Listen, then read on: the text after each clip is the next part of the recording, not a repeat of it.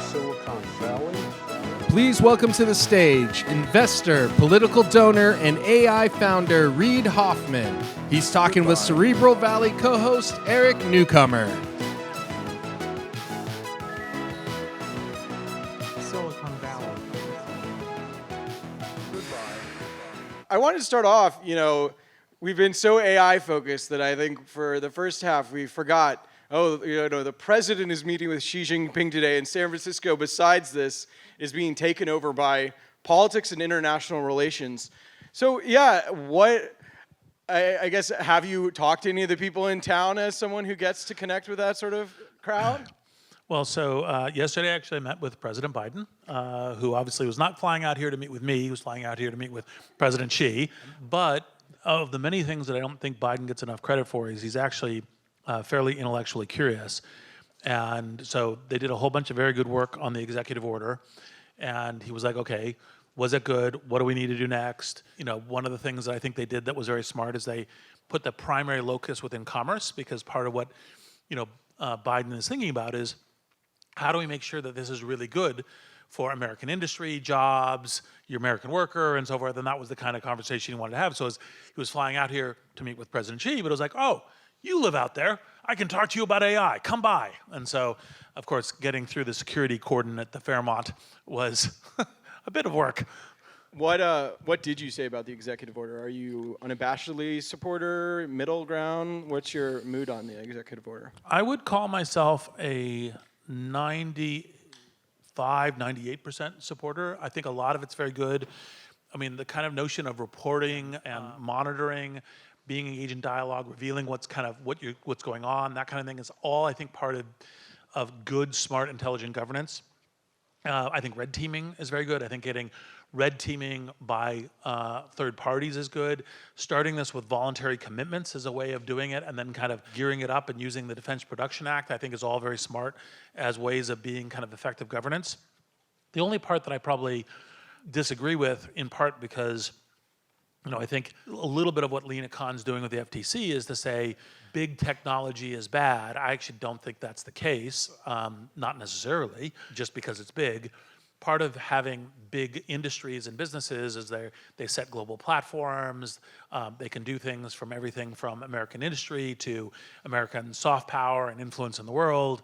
And the line in there that's like, oh, the FTC should be making sure that there is nothing here anti-monopoly. If you actually look at a lot of the interesting work, which is not just happening with Inflection, but also OpenAI and Anthropic and a whole bunch of other things, startups are not being impeded right now, even though obviously there's great work from Microsoft, Google, et cetera on this as well. So that was probably the principal piece of the EO that I disagreed with. But the stack of how do we be navigating intelligently and be getting good data was, I think, smart. How much did China play the backdrop? I mean, there's this great foil for Silicon Valley, which is if you overregulate us, China is going to outcompete us in AI, and that's going to be a threat to national security, our economy, and everything else. Like, how much was China coming up in the conversation? Well, in my conversation yesterday, not very much. I did ask him some questions about, kind of what would be the set of things around, his discussion with President Xi, and it was kind of questions of, okay, let's try to make sure that we have good relationships, that we're competing on a fair playing ground on a number of things. Let's be still focused on climate, a set of different things. But relative to China and AI, this is, I think, as momentous a moment in economic elevation as the steam engine, right? So, I call this the steam engine of the mind. And so as such, it's intensely part of how we elevate our industries. One could choose not to use the loom. That would be a mistake. One could choose not to embrace the steam engine. That would be a mistake. It doesn't mean that there aren't a lot of challenges as you kind of retool your industries and economy. And what does that mean for industry, jobs, and all that? You have to navigate that. Not to oversimplify where you stand, but do you think TikTok should operate in the United States? Yes. Although... So here's the general thing is we, as the US, say that we think that it's an important thing to have internet platforms broadly available, because, by the way, historically, most of those internet platforms have been US ones. if you say, well, we're now uncomfortable with another internet platform operating here, that validates all other countries going, well, we're Brazil and your internet platforms are operating here. I think the question with TikTok is not, we could say, here's what we're gonna do in terms of general content governance across country borders, and then we should do a multilateral version of that. But I think that the thing that we need to do with TikTok is say, look, you slant your local Chinese tech market away from US and other companies. Let Facebook manipulate you if TikTok's going to manipulate us. Yes. Or let's have a fair playing field between the two of them. Right. In terms of, being a Democratic donor, maybe beyond even just the AI question, I mean, your sort of, bizarro world counterpart, Peter Thiel on the right, is saying, I'm going to swear off donating this time. I don't know if it's Oppo researchers coming at him or just he said in a recent interview that Trump was worse than he thought. Yeah, I'm curious, how gung-ho are you for Biden and the Democrats in this re-election? And then maybe what do you make of Peter Thiel's comments? So, one of the things that I think Biden, to his credit, has been so focused on doing the job, he hasn't been spending the time tooting his own horn. He's navigated a very difficult situation around Gaza, with, grace and aplomb, trying to, the multiple tragedies that are going on there. He brought all of Europe and a lot of the world into the Ukraine and dealing with that situation. The Inflation Reduction Act with climate is a very good thing. Post-COVID pandemic, economic recovery, you look at the job numbers, it's very good. It's got to be better at bragging. And more bipartisan legislation than in decades is ways of doing. All this stuff is very, very good. So I think Biden, one can make a very strong case, has done a very good job over the last 3 years, and it's partially because of experience. Now, that being said, I think we have a prospective presidential candidate who is, who has former people he's describing as his lawyers, kind of turning evidence against him. This is very reminiscent of mob boss, kind of behavior, and describing his political opponents as vermin, which is a very fascist-like way of doing this. Terrifying. Yes, and so I think it's super important. I think what we care about as American values in rule of law, in democracy, and a bunch of other things is on the table, and I think we should be out there doing something about it, so that's what I'm doing. Have you committed a dollar figure yet, or? Well, I never pre-commit dollar figures, but I've already started investing. And the Peter Thiel piece, you didn't touch on that. Yeah, happy to do it. Sorry, I was just answering the first question. I know, I asked too long of a question. Look, I had a number of arguments with Peter about Trump. Matter of fact, it was probably the most ferocious set of arguments we've had, because I just couldn't understand why Peter couldn't see Trump as as kind of a Chernobyl, the way that I see him. And, part of Peter's and my friendship all the way back to the Stanford days was based on the value of public intellectual discourse, of making arguments. And I've learned a ton from Peter about, kind of how to think about, some of the interesting perspectives and in-depth perspectives on conservative arguments from him. And then that part of the thing, I was like, Trump strikes me as, how can you tell he's lying? His lips are moving, right? So it's like, what? Right? And so I was not surprised that he then went, oh shit, this was not as worse than I expected. Yeah. But I think we still have to deal with the ramifications of we have a former liar in chief. We talked about active regulation. Now there's this effort, responsible innovation. Hemant Taneja, General Catalyst, is sort of very involved. Do you have a stance on that? What do you think of sort of industry self-regulation, where that is positioned? Well, so broadly, I think industry self-regulations are good things to generally do. Industry usually will calibrate well to what the cost and so forth of doing this stuff is. I think that doing the voluntary commitments from the White House was good. I think that saying, hey, look, investors should be responsible here too is a good motion. I think I kind of looked at it and kind of bogged down on not coming around to signing it, because one of the dynamics that I believe, and I know my partners at Greylock believe as well, is you don't impose things on companies. You only invest in good entrepreneurs who have good ethical compasses and good projects in the world. But you don't show up saying, well, I have a 10-item thing that you have to do. It's like, no, do the right ethical thing of the thing you're doing, and we work and collaborate with you. So it just seemed a little dictatorial between, kind of investors and founders. So we don't almost ever do that sort of thing. It's like we don't show up saying, well, you're going to have a company culture with no sexual harassment. Well, if you're going to have a culture with sexual harassment, we want nothing to do with you. Right. Right. We don't need to. You sort of need to screen it in the founder selection, sort of ethics part of it. So that's how we operate on these things, and we show up as the invited partners with our entrepreneurs versus we have a set of things that you have to do what we tell you to do. What do you make on the other sort of extreme of GC and the co-signatories? Andreessen Horowitz is, really using this as a way to be like, we're wild, like anything goes. Do you have a reaction to that? Do you think it's dangerous or? Look, so I am also a techno-optimist. I found it entertaining that Mark Andreessen quoted kind of liberally from some of the things that I write and speak about, like homo techne and other things, without attributing. That's fine, no problem, right? And I've been kind of a techno-optimist on AI from very early. It's part of like publishing impromptu and all the rest. Involved in OpenAI super early. Now that being said, it's dumb to think when you have major technologies that there can't be negative side effects that you need to navigate around and be thoughtful about them.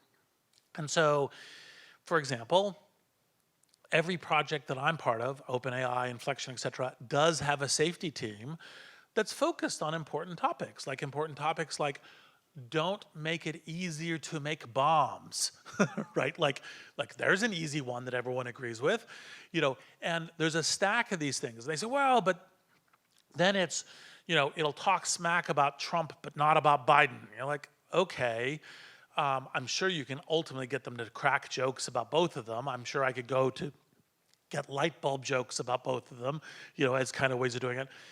But like, for example, having an informed point of view of the 2020 election was not actually stolen, right? Or if it's stolen, then every American election is stolen, so it's a meaningless statement. Right. I mean, you're sort of saying it can look biased if the facts on the ground are biased. Yes, exactly. So it's like, okay, so like be more thoughtful about navigating against that. It's not like whatever you can build with technology is grand. It's technology can be amazing. Let's be intentional about building that amazing technology. What is your view right now on existential risk, X risk? I feel like there's almost like a backlash to it at this point where there are people who think it's a promotional technique for AI. Like, where are you on the possibility that X risk is real? So I think the people who articulate X risk, existential risk, I presume everybody here knows that, are serious and earnest. And so I value their Your Inflection co-founder, Mustafa, who we're talking to at the end of the day, seems more worried about some of Yes, this. although what you will find in talking to him, but he finds that the X-risk people are occluding the real risks, which is what does AI do in the hands of humans? What does it mean for jobs? What does it mean for bad human actors doing stuff? That's the important set of things which he and I totally agree with, as those are the risks to focus on versus X risks. Now, the thing with X risk is, like that 22-word statement, it should be considered an existential risk along with climate change and so forth. The reason I didn't sign that statement is because when you look at climate change, pandemic, a bunch of things, those are just risks, they're just bad. AI might add some robot risk, but it also is, how do we solve pandemic? How do we improve climate? How do we deal with asteroids? All these things, AI is in the positive column. And the mistake that I think all the X-risk people make is they try to treat them as each solo versus a portfolio. So my view about X-risk for humanity is, what is the portfolio of X-risk for humanity? And as you're doing things, are you improving net portfolio? And I think AI improves the net portfolio. And so therefore, I'm not one of the X-risk Right. If it negative can solve people. things, Yes. we don't know which way it's going to go. Right. I certainly see the argument. Okay, sort of this next portion of the conversation into the more the business dynamics and the companies.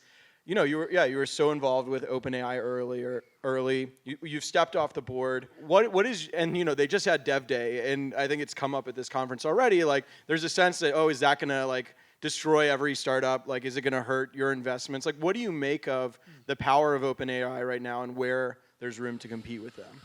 So I think OpenAI has obviously made a set of very smart bets about the scale application of large language models. And they have, with a bunch of genius and bright moves, and people have created the leading edge of the drumbeat by which everything else is following. And that's awesome. I don't think it constrains competition at almost any level. I think there's even people competing to offer frontier model APIs. OpenAI is not the only party doing that. I think that the question of there's going to be tons of different interesting bots. So yes, ChatGPT is one of the great bots. I think there's going to be others, obviously, with Inflection and Pi as part of doing that. But I think they're going to be different and solving different needs. Now, if what your startup plan was, I'm going to be a thin wrapper on top of a company's API, that's a dangerous place. Whether it's OpenAI, Google, Amazon, Microsoft, any of these things, you have to do something more substantive. Whether it's like an enterprise integration, a network effect, a stack of technology that really adds in addition to the API, those are the things you need to be doing. And by the way, of course, part of it is there's so much progress happening within these AI capabilities that you can't say, oh, well, I built my thing on GPT-3. Oh shit, GPT-4 is so much better. Fine, you need to be anticipating that's what's coming. Where do you see us right now in sort of maybe the S-curves or whatever charting of AI improvement? Like, do you think next year we're going to enter sort of a flatlining period, or you're seeing a lot of still acceleration, or how do you think about the actual underlying technological improvement? So two things. One, I don't think we're at an S-curve yet. But one of the things that people frequently misunderstand is that we get to each new level of scale, they think it's, just put in 10x compute, just put in 10x data, press button, magic emerges. And it's like, that's a lot more work than that, right? And part of it is you get these different levels of scale, you have to figure out kind of different set of techniques that cause it to work the right way. And so you can have, like the very first training run of GPT-4 failed. And then they figured out some techniques to go, oh, if we teach it summarization and we do this, then we can make it work really well. And so I think we will have to do those things for GPT-5, 4.55, and the kind of equivalent.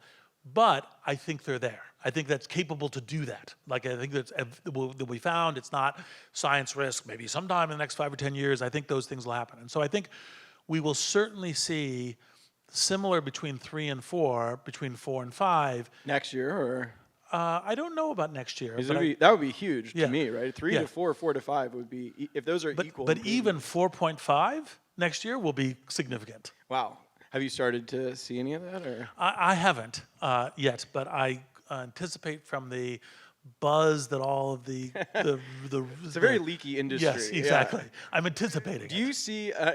You can dodge this one if you're not allowed to. But like, is OpenAI Microsoft's strategy? I mean, you're on the Microsoft board, right? Yes. Like, how much do you see OpenAI as the strategy for Microsoft in terms of AI?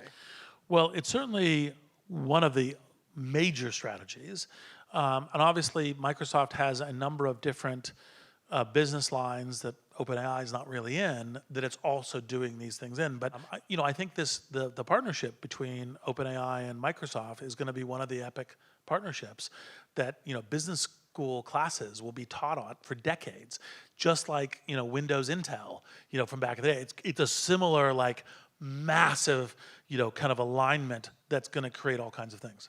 Or it could be sort of a Steve Jobs like returning to Apple sort of situation. Is there a risk that like OpenAI represents the future and Sam Altman becomes sort of the future of Microsoft? Well, both Sam and Satya have put a lot of energy into aligning the interests, and so that's the reason it's much more like kind of the Wintel kind of period, which is I think they will both more or less succeed together or not succeed together. I think that's the way that will play out.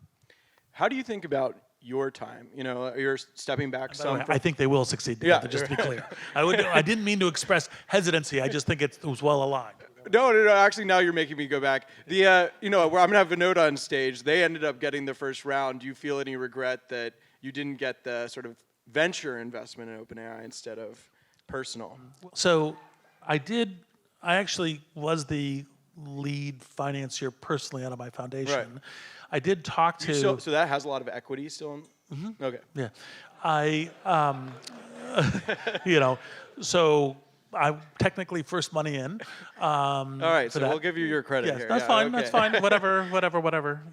Now, I did talk to Greylock about it. I said, look, they don't have a go-to-market strategy. They don't have a business model, right? They don't have. And look, part of our job with our LPs is to invest professionally, right, on this. So look, I think the technology is going to be really great, but I have no idea, which is the reason I'm doing it from my foundation. Right. Right. So, but of course, if knowing what you know now, if you somehow look, all investing gets much easier with crystal balls 10 years in the future. So, What does that foundation give to you? Is that part of your political giving, or is that separate? No, it's a 501c3. It's a foundation that invests in opportunity. For example, how do we get the various disadvantaged communities to have much more economic opportunity? How do you enable science? I mean, it's doing a whole bunch of different things. How do you think about your time and what you're working on right now? Because you do so many things, wear so many hats. What's sort of the priority at the moment? So, for me, the priority for this year and next year, well, next year especially, is obviously artificial intelligence and making sure we don't fumble all of the really great things that can help elevate humanity. And, with some regret, 2024 election, because I think it matters to us and to the world. I would rather just be building, right? I'd rather just be doing all the kind of investing and technology stuff. But when So you're going all in on the election, okay? Oh yes, yeah. 100%. Are you primarying some Democrats? Not currently that I'm aware of, right? I do have a whole political team and all the rest that also does other things for other people. Look, I'm fundamentally a centrist. What I would really like both parties to have is more of an incentive going towards the center. Like, so I think that's part of the corrosion that's affecting our society. Now, one of the things that is a very popular thing to say is like, well, both Biden and Trump are extremes. Like, Biden's a centrist. He's been a centrist for decades, his entire political career. So that's part of the reason why I'm strongly pro-Biden. Great. Thank you so much for coming on stage. This was awesome. All right, thank you. Thank you. Silicon Valley.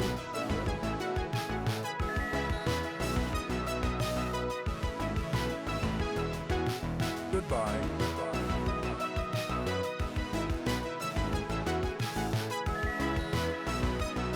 Silicon